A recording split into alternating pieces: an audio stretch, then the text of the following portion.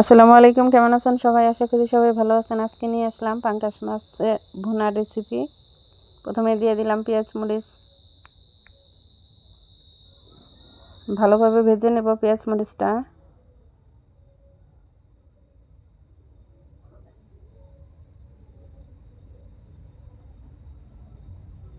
পেঁয়াজ মরিচটা ভাজা হয়ে গেলে আদা রসুনের সাথে একটু পানি দিয়ে দিব। ভালোভাবে ভেজে নেব মশলাটা।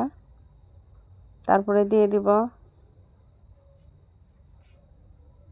হলুদ গুঁড়ো, মরিচ গুঁড়ো, স্বাদ মতো লবণ দিয়ে ভালোভাবে নেড়ে চেড়ে নেব।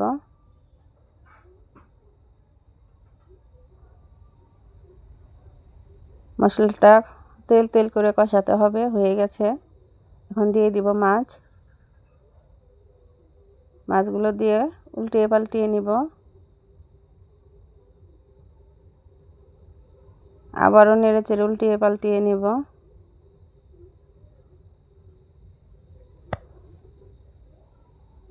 আবারও ঢেকে দিব।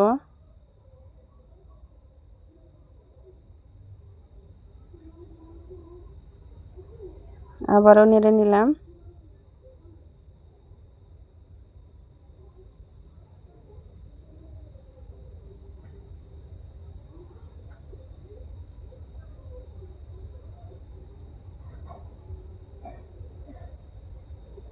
ভালোভাবে আবারও ঢেকে দিব নেড়ে চেড়ে।